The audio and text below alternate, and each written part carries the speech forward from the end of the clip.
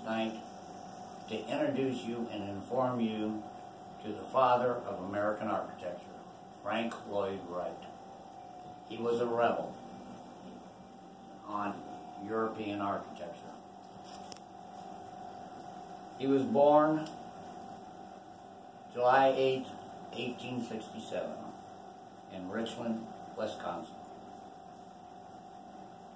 I have been fascinated and interested in Mr. Wright most of my life.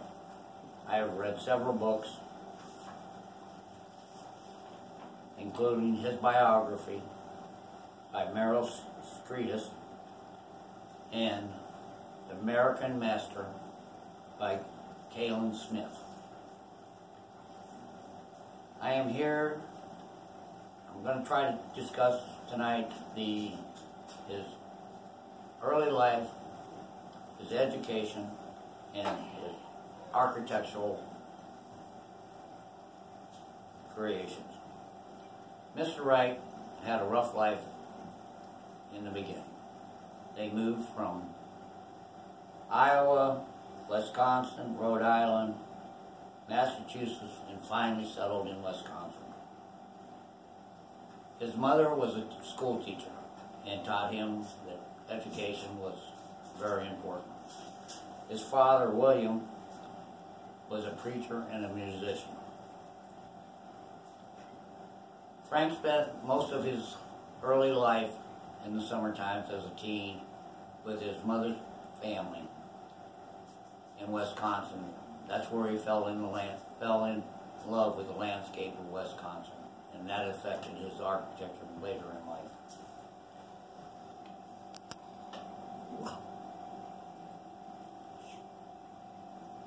When he graduated from high school, his parents divorced. His father left and never was heard of again. This affected Frank very much. He just never could understand why.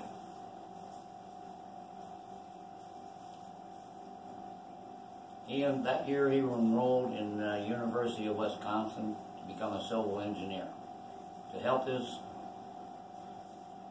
pay for his education, he helped Joseph Siebel in the Unity Chapel to build the Unity Chapel. That's when he discovered he wanted to be an architect. He worked with Steeple for a couple of years and then went to work with Sullivan to finish his apprenticeship. Sullivan was called the father of skyscrapers. He was the first one to really build skyscrapers. After that, about 2 years, he went on his own and he started designing and building houses.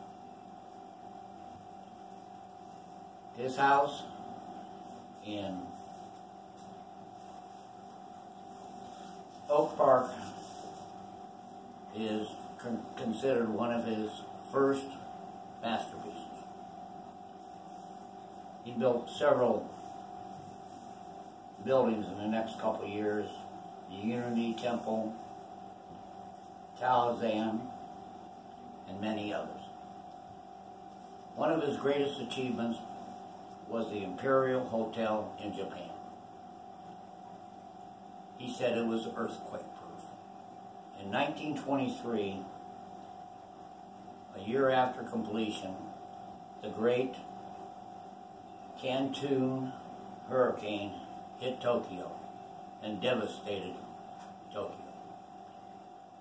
The only large structure still standing was the Imperial Hotel.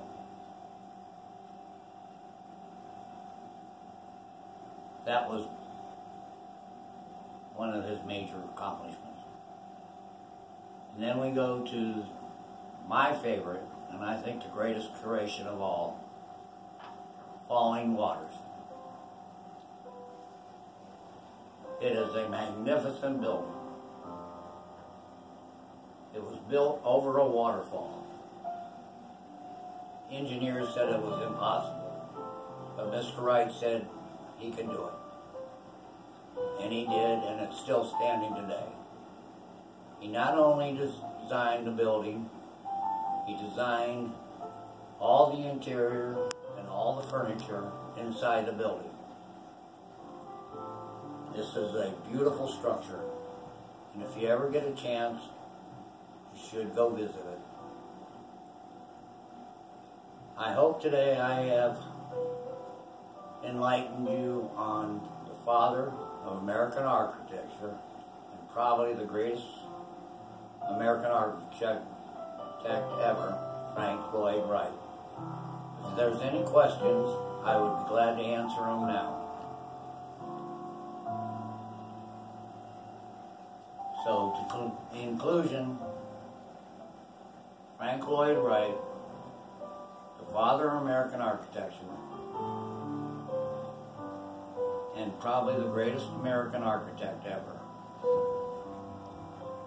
I hope I have enlightened all of you in what this man was capable of doing. Thank you very much.